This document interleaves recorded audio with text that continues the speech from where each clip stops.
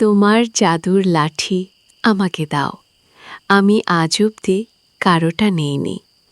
ঘুমানোর সময় ঘরের দরজা খোলা রাখিস। আমি জাম্বুরা খেতে আসব।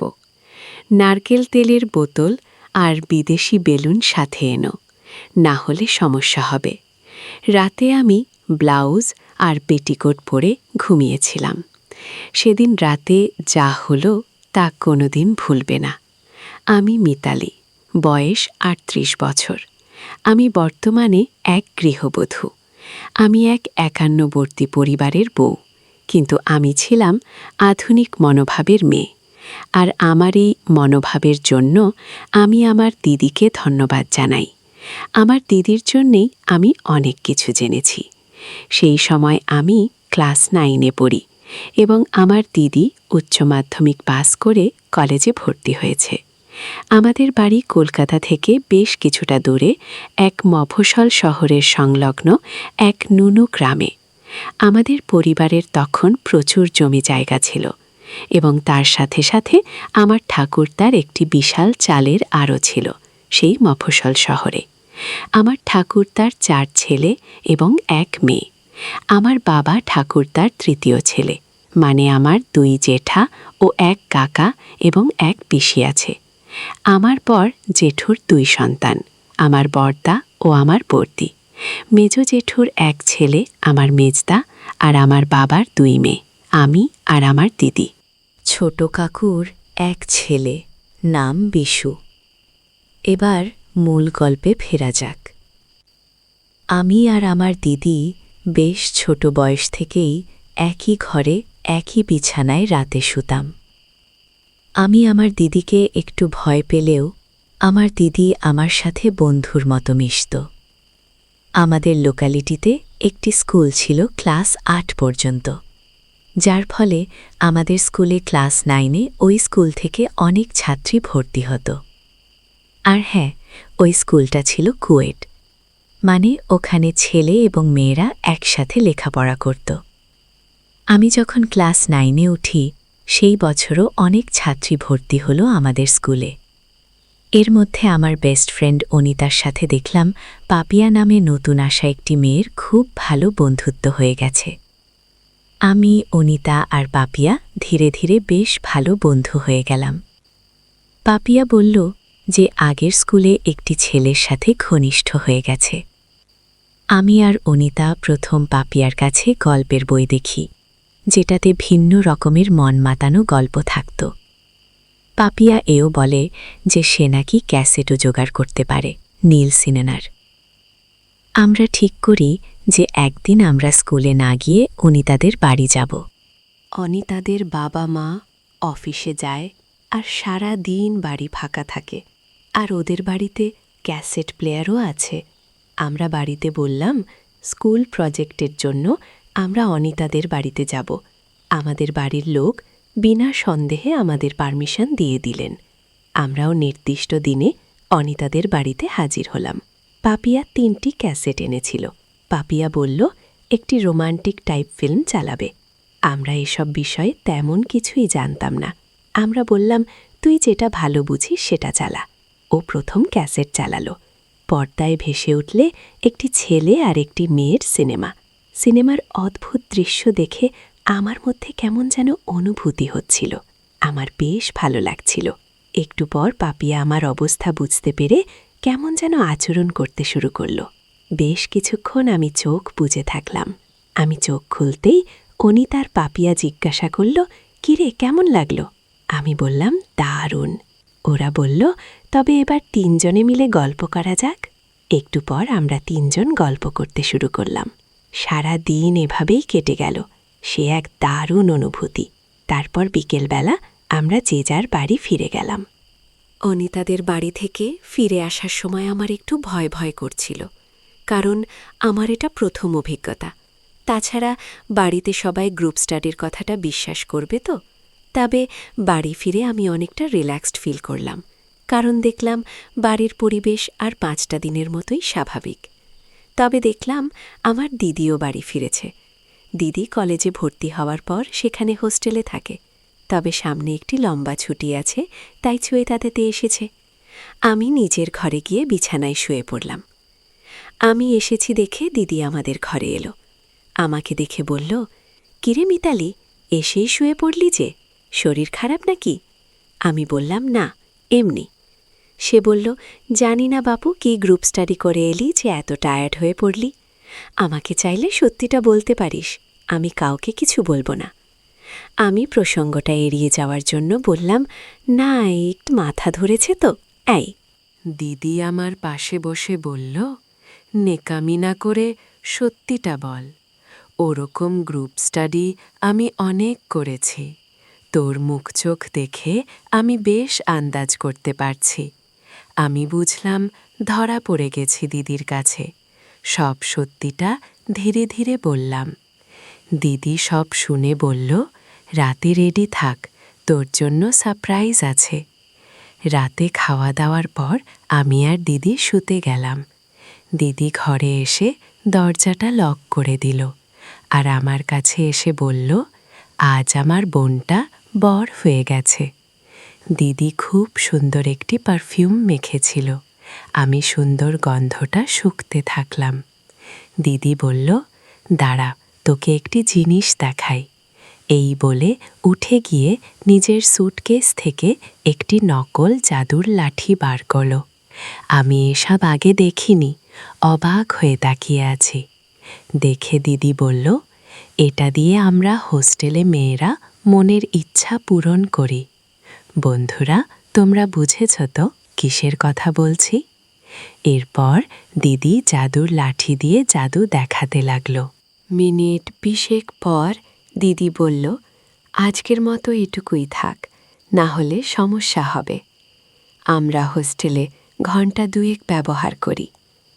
একটু পর আমি দিদিকে জিজ্ঞাসা করলাম, আগে কি কখনো আসল জাদুর লাঠি দেখেছ? দিদি বলল, কয়েকবার দেখেছি। তবে শোনো, তুই তো জানিস অমর্তা মানে আমাদের পিসির ছেলে। আমার চেয়ে 2 বছরের বড় হলেও আমরা বন্ধুর মতো মেলামেশা করি। ঘটনাটা 2-3 বছর আগের, জাপানের সময়ের। সেই বছর আমি আর মা গেছিলাম পিসির বাড়ি বাড়ি জাপান দেখতে। আমরা সবাই প্রায় 8-10 জন পিসির বাড়ি থেকে গেছিলাম ননুগ্রামের জাপান তলায়। আর ওখানে একটি বিরাট মেলা বসে। ননুগ্রামের সেই মেলায় সেবারে নাগরদোলাও এসেছিল। আমরা সবাই নাগরদোলা চাপলাম। সেই দলে মা আর পিসিমাও ছিল। কিন্তু আমার মাথা ঘুরে গিয়ে বমি হয়ে যায়। ওই সময় আমি একটু সুস্থ হলে পিসিমা অমর্তাকে দিয়ে আমাকে বাড়ি পাঠিয়ে দেয় এবং বাকিরা ওখানে মেলা ঘুরে দেখতে থাকে। আমি অমর্তার সাথে বাড়ি ফিরছিলাম।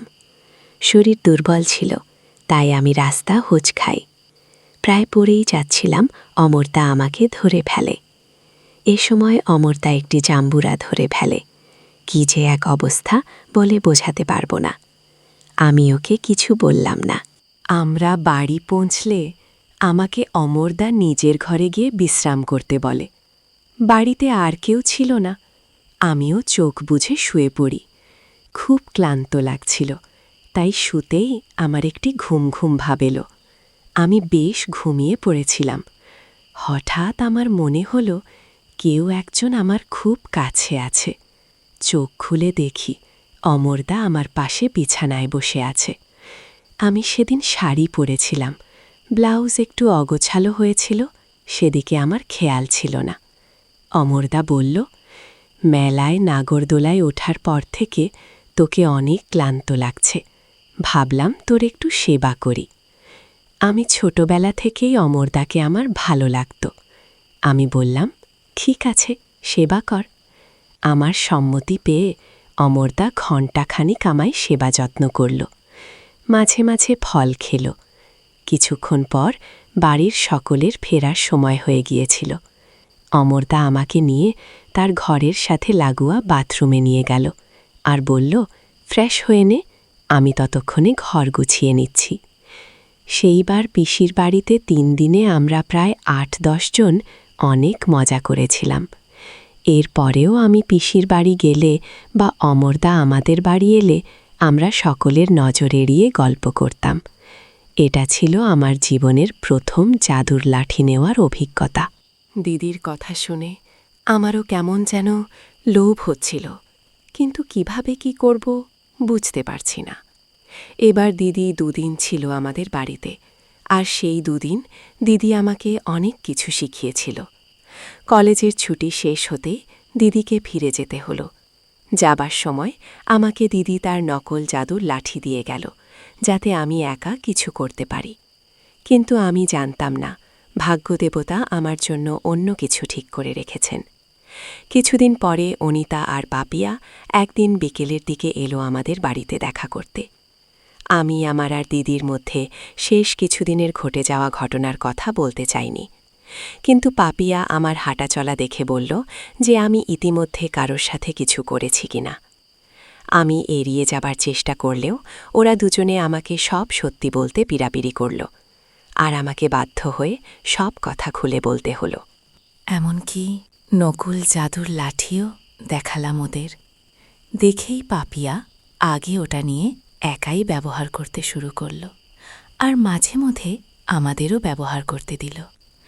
আমাদের বাড়িতে সব পুরুষরা নিজেদের কাজে সকাল থেকে বেরিয়ে পড়ে, আর বাড়ির মহিলা আর বাচ্চারা দুপুরে একটু ঘুমিয়ে নেয়। সেদিন আমি, পাপিয়া আর অনিতা নিশ্চিত ছিলাম যে আমরা ধরা পড়ব না, কিন্তু আমি জানতাম না আমার মেজো দাদা সেদিন তাড়াতাড়ি বাড়ি ফিরে এসেছিল, আর আমাদের ঘরে আওয়াজ হচ্ছে দেখে জানলার ফুটো দিয়ে উকি দিয়ে দেখছিল। এমনকি আমাদের কর্মকাণ্ড দেখে ফেলেছে। অনিতা আর পাপিয়া বাড়ি চলে গেলে মেজো দাদা আমার ঘরে এসে আমাকে ভয়ও দেখালো যে ও সবাইকে বলে দেবে এসব কথা। আমি ওকে অনুরোধ করলাম যেন কাউকে কিছু না বলতে। তখনও বলল, তাহলে আমাকে জাম্বুরা খেতে দিতে হবে। আমি বুঝে গেলাম মেজোদা কি বলতে চাইছে, তবু একটু আশ্চর্য হয়ে ইতস্তত বোধ করলাম। মেজদা বলল, তোর দিদি অমর্তার সঙ্গে কি কি করেছে তা তোর বান্ধবীদের বলেছিস? তা আমি শুনেছি। তোদের দুই বোনের সব কীর্তি আমি জেনে ফেলেছি। বেশি নাটক করলে সবাইকে বলে দেব আমি। দেখলাম মেজদা শুধু দেখেই ফেলেনি, শুনেও ফেলেছে। সব কথা আমি কোনো উপায় না পেয়ে মেজদাকে জাম্বুরা খেতে দিলাম। এদিকে প্রায় বিকাল হয়ে এসেছিল, আর বাইরে উঠোনে মা কাকিমারা উঠে পড়েছিল ঘুম থেকে। বাইরে গলার আওয়াজ পেয়ে আমি মেজদাকে বললাম, এখন কিছু না করাই ভালো, বাড়ির কেউ দেখে ফেলতে পারে। মেজদা রাজি হচ্ছিল না, তবুও ধরা পড়ে যাওয়ার ভয়ে আমি বললাম, রাতে আমার ঘরে চলে এসো। মেজদা বলে গেল রাতে যেন আমি দরজা খুলে রাখি। সবাই শুয়ে পড়লে ও আমার ঘরে আসবে। সারা সন্ধে আমি পড়ার ঘরে বসে একটুও পড়ায় মনোযোগ দিতে পারিনি। আমার মেজদার কথা ভেবে খুব এক্সাইটেড ছিলাম। দিদি কলেজে ভর্তি হওয়ার পর থেকে আমাদের ঘরে টেবিলটা ফাঁকা হয়েছিল, আর আমার ভাই আমার থেকে মাত্র 1 বছরের ছোট, তাই ও আমার সাথে পড়তে বসত। পড়তে পড়তে আমার অস্থির ভাব লক্ষ্য করে আমার কাছে কারণ জানতে চাইল। আমি কিছু না বলে এড়িয়ে গেলেও বেশ বুঝতে পারলাম কিছু একটাও সন্দেহ করেছে। কিন্তু আমার চোখের সামনে তখন শুধু মেজদার কথা ছাড়া আর কিছুই আমি ভাবতে পারছিলাম না। রাতের খাওয়া দাওয়া সেরে আমি আমার রুমে এসে বসলাম, আর খাবার ঘরে আমার আর মেজদার চোখে চোখে কথা হয়ে গেল। রাতের খাবার শেষে আমি আমার ঘরে অপেক্ষা করছিলাম। রাতে আমি ব্লাউজ আর পেটিকোট পরতাম। আসলে তখনও গ্রামের দিকে মেয়েদের নাইটি পরার চল একটা ছিল না। এই অবস্থায় মেজদাকে একটি সারপ্রাইজ দেওয়া যাবে। আমি দরজাটা শুধু ভেজিয়ে দিয়ে আলোটা অফ করে নাইট ল্যাম্পটা জ্বেলে দিলাম। দরজাটা লক করলাম না। আমি শুয়ে শুয়ে মেজদার অপেক্ষা করতে করতে বুঝতে পারলাম আমার অদ্ভুত লাগছে। একটু পর আমার ঘরের দরজাটা ঠেলে খুলে গেল। আমি বিছানায় পড়ে রইলাম, যেন ঘুমিয়ে পড়েছি। চোখের পাতা একটু ফাঁকা করে দেখে নিলাম, মুখ দেখতে পেলাম না, তবে নাইট ল্যাম্পের আলোতে বেশ বুঝতে পারলাম মেজদা ছাড়া আর কেউ নয়। মেজদা একটি কালো চাদর জড়িয়ে এসেছে, যাতে অন্ধকারে সহজে কেউ তাকে দেখতে না পায়। আমার ঘরে ঢুকে চাদরটা একপাশে রাখল।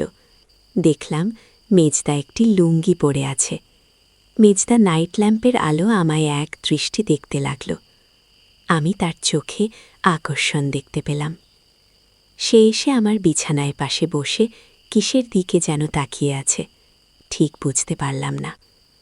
আমি যেন ঘুমিয়ে পড়েছি সেইভাবে শুয়ে রইলাম। মেজদা বলল, আমি জানি তুই জেগে আছিস। কথাটা শুনে আমি উঠে পড়লাম। দাদা বলল, আমি নারকেল তেল আর বিদেশি বেলুন এনেছি। তোর সাথে প্রথমবার গল্প করব, তাই ভাবলাম এগুলো নিয়ে আসি। এগুলো ছাড়া ভালো লাগবে না। একটু পর আমরা গল্প করতে শুরু করলাম। বাড়ি ভর্তি লোকের মাঝে আমি চেঁচামেচি করছিলাম। মেজদা বলল, এত জোরে শব্দ করিস না, সবাই বুঝে যাবে। এই রাতে 40 মিনিটের মতো গল্প করেছিলাম। শেষ মুহূর্তে হঠাৎ দরজার কাছে খুট করে একটি শব্দ হতেই ঘুরে দেখি মেজদা দরজা লক করেনি। আর সেই দরজার সামনে দাঁড়িয়ে আমাদের ছোট ভাই বিশু দাঁড়িয়ে আমাদের দেখছে আর নিজে নিজে কি জান করছে। আমি একটু হকচকিয়ে গেলাম। এমন মুহূর্তে ও আসার রাগ হলো প্রচণ্ড। আর একটু পরে আসলেই বা কি ক্ষতি হতো। রাগের মাথায় ভাবলাম, ও যদি আবার কাউকে কিছু বলে দেয় তাহলে তো সমস্যা হবে। মেজদাকে বললাম, বিশুকেও আমাদের গল্পের আসরে সামিল করি, তাহলে ও কিছু বলতে পারবে না। আমি আস্তে আস্তে বিশুর সামনে গিয়ে বসলাম। অন্ধকারে কিছুই বুঝতে পারল না যে আমি ওর সামনে বসে আছি। আমার ছোঁয়া পেতেই ও ভয় পেয়ে পালাতে গেল, আর আমি ওকে বাধা দিলাম। বললাম, তোর লজ্জা করে না? এত রাতে আমার ঘরে ঢুকে কি করছিলি? আমি না তোর দিদি হই। ও, পাল্টা দিল, তুই নিজের ঘরে মেজদার সাথে যা করছিলি তা খুব ভালো কাজ নাকি? বাড়ির সবাই জানলে কি হবে বলতো? আমি বললাম, কিন্তু বাড়ির লোককে কে বলবে? ও বলল, আমি যদি বলে দিই? আমি বললাম, তবে আমিও বলে দেব যে আমাদের দেখে ফেলেও সঙ্গে সঙ্গে বাড়ির সবাইকে না জানিয়ে তুই চুপচাপ দেখছিলি। আমার কাছে নেকা সাজিস না। তুই বাড়ির লোককে জানাতে চাইলে আরও আগে জানাতিস। তোর মতলবটা কি? বলল, আমাকেও গল্প শোনাতে। আমার একা ভালো লাগে না, একসাথে দুইজনের সাথে গল্প করতে পার ভেবে আমি আর বাধা দিলাম না। পালাক্রমে বিশু আর মেজদার সাথে অনেক গল্প করেছি। রাতভর ঘড়িতে তখন রাত 2:30 বাজে। ঘর অগোছালো হয়ে আছে, জামা কাপড় এদিক সেদিক ফ্লোরে পড়ে আছে। ওরা গুড নাইট বলে নিজের রুমে চলে গেল। এদিকে আমিও একটি ম্যাক্সি পরে ফ্রেশ হয়ে নিলাম। হাঁটতে অসুবিধা হচ্ছিল, তবুও রুমের দরজাটা লক করে কনমুতে শুয়ে পড়লাম। ক্লান্ত থাকায় তাই সহজেই ঘুমিয়ে পড়লাম। আমার ব্যথা কমেছে। আজ আবার আরেকবার করবি? এই বিষ বা জীবনে আর একা থাকা ভালো লাগছে না। তুই যেদিন থেকে আমার বাড়িতে ভাড়া এসেছিস সেদিন থেকেই আমাকে লুকিয়ে লুকিয়ে দেখিস। যা, তেলের শিশিটা নিয়ে আয়। সেদিন রাতে কাকিমা যা করল তা কোনো দিন ভুলবে না। আমার নাম জুয়েল। যে ঘটনাটা আজ বলতে যাচ্ছি সেটা ঘটেছিল আজ থেকে প্রায় 6 বছর আগে। তখন আমি রাহুল বুল কোম্পানিতে মেডিকেল রিপ্রেজেন্টেটিভের চাকরি করতাম। পোস্টিং ছিল বহরমপুরে। মাইনে কম হওয়ায় বাধ্য হয়ে মেস বাড়িতেই থাকতে হতো। আমি বরাবরই খাদ্যরসিক, তাই মেসের পানসে খাবার খেয়ে আমার পোষা ছিল না। কম ভাড়ায় একটা বাড়ি খুঁজছিলাম যাতে একটু ভালো মন্দ কিছু খেতে পারি। বেশি দেরি হলো না। এক ওষুধের দোকানদার সন্ধান দিলেন একটি বাড়ির, কিন্তু সমস্যা হলো পেইন গেস্ট থাকতে হবে। এক রবিবার সকালে বাড়ি দেখতে গেলাম। গিয়ে দেখলাম একতলা বাড়ি, সামনে একটা সুন্দর বাগান। কলিং বেল বাজাতে এক ভদ্রমহিলা এসে গেট খুলে দিলেন। উনি আমায় সঙ্গে করে ভেতরে নিয়ে গেলেন। গিয়ে দেখলাম একটাই বেশ বড় ঘর, সঙ্গে লাগোয়া বাথরুম ও রান্নাঘর। ঘরটা আমার খুব পছন্দ হলো, কিন্তু ভাবছিলাম আমি এই ঘরে থাকলে ভদ্রমহিলা কোথায় থাকবেন? এই কথা ভাবতে ভাবতেই ভদ্রমহিলা এক থালা লুচি আর আলুর দম নিয়ে ঘরে ঢুকলেন। এবার আমি আমার নিজের পরিচয় দিয়ে ওনার তৈরি জলখাবারের খুব প্রশংসা করলাম। ওনার হাতের খাবার খেয়ে বুঝলাম আমার এখানে থাকতে অসুবিধে হবে না। শুধু ওনার পরিচয় আর ভাড়া কত নেবেন জানলে খুব ভালো হয়। এবার তিনি বলতে শুরু করলেন। ভদ্রমহিলার নাম অঞ্জনা সেন। বছর কয়েক আগে ওনার স্বামী মারা গেছেন। উনি একটি প্রাথমিক বিদ্যালয়ে শিক্ষক ছিলেন। আর সবচাইতে মর্মান্তিক ঘটনা ঘটেছে আজ থেকে প্রায় 7 মাস আগে। অঞ্জনা দেবীর মেয়ে মীরা সুইসাইড করে প্রেম ঘটিত কারণে। স্বামীর পেনশনের 4 লাখ টাকায় ওনার চলছে না, তাই টাকার প্রয়োজনেই বাধ্য হয়ে বাড়ি ভাড়া দিচ্ছেন আমাকে। থাকা বাবদ 3000 টাকা দিতে অসুবিধে হবে কি না জিজ্ঞাসা করলেন। আমি সঙ্গে সঙ্গে রাজি হয়ে গেলাম। এত কম টাকায় খাওয়া দাওয়ার সময় তো এত ভালো ঘর পাবো না। তাছাড়া মেসের চেয়ে 1000 টাকা কমও লাগছে। কিন্তু একটাই চিন্তা হচ্ছিল যে অঞ্জনা কাকিমা কোথায় হাঁটবেন। তাই আমি ওনাকে জিজ্ঞাসা করলাম। উনি বললেন উনি রান্নাঘরে থেকে যাবেন। যদিও আমার এটা শুনে খারাপ লাগলো, তাও আমি কাকিমাকে বলে গেলাম আমি দুপুরের সব কিছু নিয়ে চলে আসব। এবার আমি একটু অঞ্জনা কাকিমার বর্ণনাটা দিয়ে রাখি। অঞ্জনা কাকিমার বয়স প্রায় 40 হবে। চেহারা খুব ভারী, উচ্চতা 5 ফুট 2 ইঞ্চি, গায়ের রং ফর্সা, শাড়ি আর ব্লাউজ পরেন। বাড়িতে দেখতে বেশ আকর্ষণীয়। আমি 4:30-র মধ্যে সব কিছু নিয়ে কাকিমার বাড়িতে চলে আসলাম।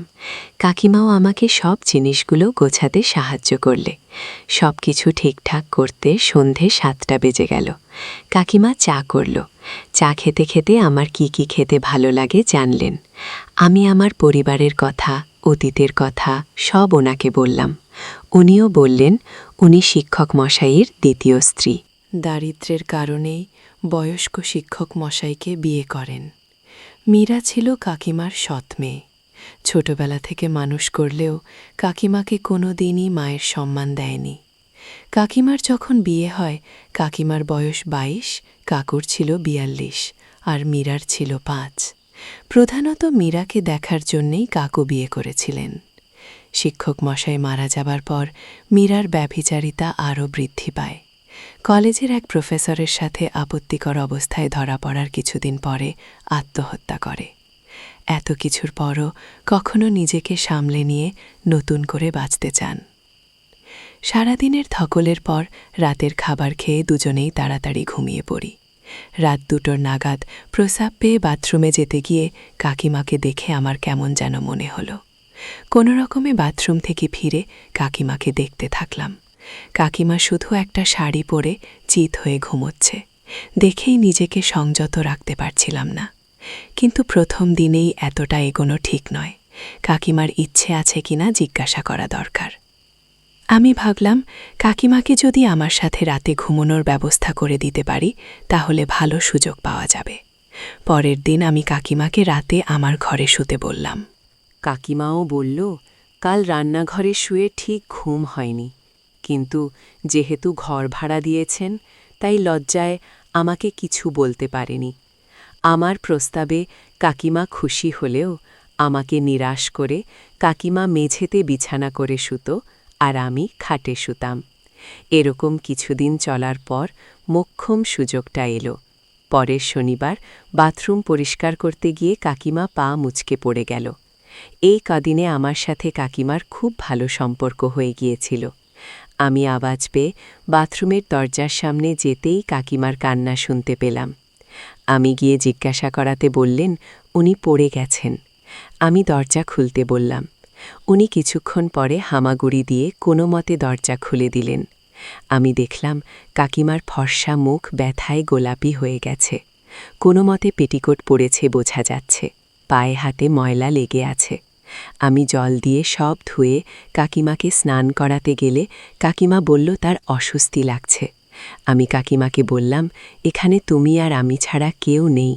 কোনো বিপদে আমাদের দুজনকেই একে অপরের পাশে দাঁড়াতে হবে। জিজ্ঞাসা করলাম ব্যথা কি একটু বেশি লেগেছে, হেঁটে ঘরে যেতে পারবে? কাকিমা বলল আমি দাঁড়াতে পারছি না, পায়ে আর কোমরে ব্যথা করছে। আমি কাকিমাকে সাবধানে কোলে তুলে নিয়ে ঘরে গিয়ে বিছানায় শুয়ে দিলাম। কাকিমা একটা পেটিকোট জড়িয়ে রইলেন। কাকিমা জিজ্ঞাসা করল, আমি আজ কি খাব? বললাম, তুমি শুয়ে রেস্ট নাও, আমি কিছু খাবার আর ওষুধ নিয়ে আসি। ওই বলে আমি স্নান করতে গেলাম। আমি স্নান সেরে তাড়াতাড়ি রেডি হয়ে ওষুধ আর খাবার নিয়ে এলাম। তারপর কাকিমাকে খুব যত্ন করে খাওয়ালাম ও কাকিমার মুখ নিজে হাতে করে ধুয়ে দিলাম। কাকিমাও খুব খুশি হল আর বলল, এত যত্ন আমার কেউ কোনোদিন করেনি রে। আজ পরে না গেলে জানতেই পারতাম যে কেউ আমায় এত ভালোবাসতে পারে। আমি বললাম, অনেক কথা বলেছ, এবার ওষুধগুলো খেয়ে নাও, তারপর আমি তোমার পায়ে আর কোমরে মলম লাগিয়ে দিচ্ছি। কাকিমা ওষুধগুলো খাইয়ে দিয়ে আমি প্রথমে পায়ে ভালো করে মলম লাগিয়ে মেসেজ করে দিলাম। তারপর কোমরে মালিশ করতে শুরু করলাম। কিছুক্ষণের মধ্যে কাকিমাও ঘুমিয়ে পড়ল। একটু অগোছালো ভাব দেখে অস্বস্তি হচ্ছিল। আবার মনে হলো, না, আজকে না, কাকিমা সুস্থ হলে কিছু করা যাবে। আমি যে কখন ঘুমিয়ে পড়েছি জানি না। ঘুম ভাঙল কাকিমার ডাকে। চোখ খুলে দেখি ঘর পুরো অন্ধকার। মোমবাতিগুলো কখন শেষ হয়ে নিভে গেছে। আমি কাকিমাকে দেখতে পারছি না বলে কাকিমাকে নাইট ল্যাম্পটা জ্বালাতে বললাম। কাকিমা লাইট না জ্বালিয়ে ঘরের অন্য দিকের একটা জানলা খুলে দিল। বাইরে ঝিরিঝিরি বৃষ্টি শুরু হয়েছিল।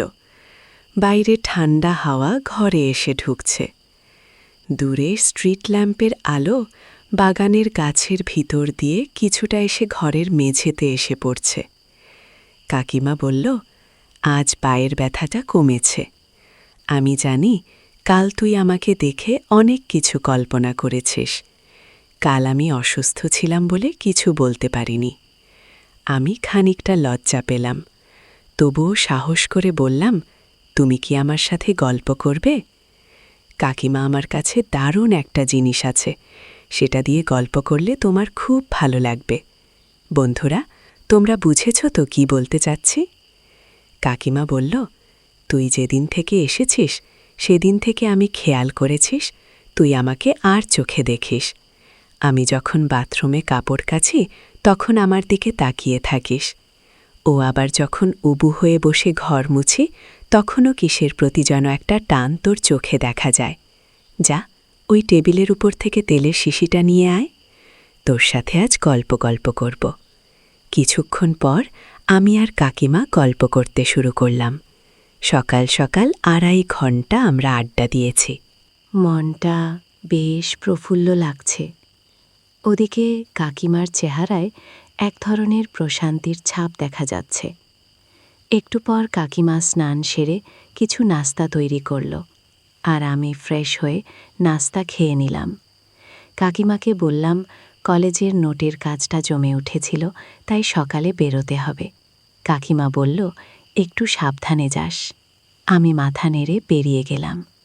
রাস্তা সাইকেল চালাতে চালাতে মনে হচ্ছিল ঘরের ভেতর ওর মুখটা এখনও সামনে ভেসে উঠছে, চোখে সেই কৃতজ্ঞতা আর একটু অন্যরকম আলো। কাজ শেষ করে দুপুরের দিকে ফিরলাম। উঠোন ফাঁকা। দরজার কাছে এলেই ভেতরে চাপা গলায় কিছু আওয়াজ পেলাম। প্রথমে ভেবেছিলাম হয়তো কাকিমা কারোর সাথে গল্প করছেন, কিন্তু একটু এগিয়ে জানলার পাশে দাঁড়াতেই যা দেখলাম তার জন্য মোটেও প্রস্তুত ছিলাম না। ঘরের মাঝখানে যতীন কাকু বসে আছেন, মাঝ বয়সী কিন্তু এখনও যুবক চেহারা। যতীন কাকুর হাত ধীরে কাকিমার হাতের ওপর রাখা। কাকিমা টানছেনও না, আবার পুরোপুরি প্রত্যাখ্যানও করছেন না। সেই মুহূর্তে কাকিমার চোখে এমন এক শূন্যতা দেখলাম যা আমার কাছে একেবারে নতুন। আমি স্থির হয়ে গেলাম। বাইরে বৃষ্টির শব্দ, ভেতরে চাপা শ্বাস আর অস্বস্তিকর নীরবতা। শুধু চুপচাপ দাঁড়িয়ে রইলাম। কিছুক্ষণ পর কাকিমা নিজেই মুখ খুললেন। কণ্ঠে যেন আটকে আসা দীর্ঘশ্বাস। তুই তো সব দেখেছিস, তাই না? কাকিমা নিচু চোখে বললেন। আমি চুপ রইলাম, শুধু মাথা ঝুঁকিয়ে জানালাম, হ্যাঁ। কাকিমা দীর্ঘক্ষণ নীরব থেকে হঠাৎ বলতে শুরু করলেন, তুই জানিস না রে, বিধবা হবার পর থেকে আমার জীবনটা কত ফাঁকা হয়ে গেছে। সকাল থেকে রাত পর্যন্ত মানুষজন আসে যায়। আমি কাজ করি, হাসি মুখে কথা বলি, কিন্তু ভেতরে ভেতরে আমি একেবারে একা হয়ে গেছি। এই একাকিত্বটাই মানুষকে মেরে ফেলে রে।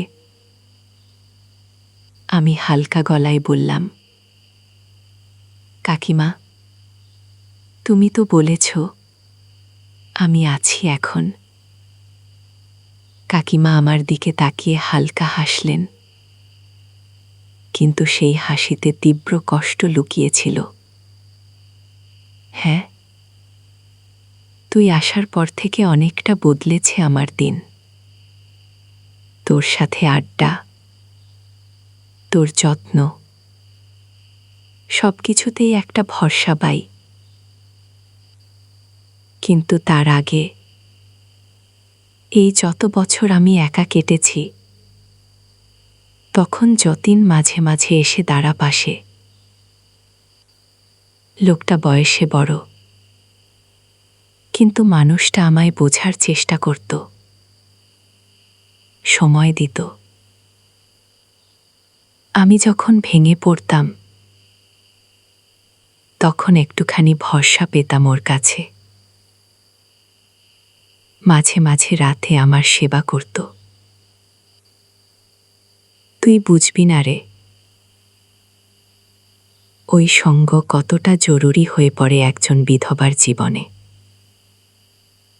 কথাগুলো বলতে বলতে কাকিমার চোখ ভিজে উঠছিল। আমি ধীরে ওর পাশে গিয়ে বসলাম। কাকিমা বললেন, তুই বাড়ি ভাড়ার জন্য যখন এলি, তখন থেকে যতীন আর আসত না। আমারও আর মন চাইত না জানিস, তোর সাথে আড্ডা দিতে দিন কেটে যেত। আমি ভেবেছিলাম হয়তো আর একাকিত্ব অনুভব করব না, কিন্তু আজ দুপুরে সুযোগ বুঝে যতীন হঠাৎ চলে এলো। আমি আটকালাম না, বুঝলি রে। কখনো কখনো ভেতরের শূন্যতা মানুষকে দুর্বল করে দেয়। তাছাড়া বিধবা মহিলাদের আকাঙ্ক্ষা একটু বেশি থাকে। সকালে তোর সাথে গল্প করার কিছুক্ষণ পরেই আবার আমার মন কেমন যেন করছিল, তাই যতীনকে দেখেছিলাম। আমি কাকিমার দিকে তাকিয়ে বুঝতে পারছিলাম ও শুধু নিজের ভুল স্বীকার করছে না, ও আসলে ভেতরের জমে থাকা দুঃখ আমার সাথে ভাগ করে নিচ্ছে। আমি ধীরে বললাম, কাকিমা, তোমার জায়গায় থাকলে হয়তো আমিও এমন করতাম। কাকিমা চমকে আমার দিকে তাকালেন, তারপর দীর্ঘশ্বাস ফেললেন। তুই বুঝেছিস বলে মনে হালকা লাগছে রে। আমি চাই না তোকে কিছু লুকাতে। তুই এসেছিস বলে আজ আমি আবার বাঁচতে শিখছি। আমি শুধু চুপচাপ বসে ওর পাশে রইলাম। মনে হচ্ছিল এই মুহূর্তে কোনো শব্দের দরকার নেই, কেবল কাছাকাছি থাকার মধ্যেই সব উত্তর লুকিয়ে আছে। আর তখন তোমার কাছেই থাকব। সেদিন তুমি এই জামাগুলো পরে আমার সামনে আসবে। ঘিও ভীষণ খুশি হল, কিন্তু আমাকে ছেড়ে থাকার কষ্টটা কিছুতেই ভুলতে পারছিল না। তাই আমি ঠিক করলাম, আজ আমরা আর ঘুমাবো না, সারা রাত গল্প করব। হোটেলেই অল্প ডিনার করে রুমে এসে সেদিন সারা রাত ও তার পরের দিন সকাল 11:30 অবধি অনেক সময় কাটিয়েছি। এই 4 বছরের অভ্যেসের ফলে তখন আর আমাদের ক্লান্তি লাগল না। কাকিমার ফেরার ট্রেন ছিল 12:40, তাই আধ ঘন্টার মধ্যেই রেডি হয়ে গেল। আমরা দুজনে একসঙ্গে স্টেশনে গেলাম। কাকিমা যাবার আগে শুধু আমার থেকে কথা নিয়ে গেল যে আমি প্রতি মাসে অন্তর 3 দিন যেন আমি কাকিমার বাড়িতে থাকি। এরপর কাকিমাকে ট্রেনে তুলে দিয়ে আমিও নতুন ভাড়া বাড়ি খুঁজতে শুরু করলাম।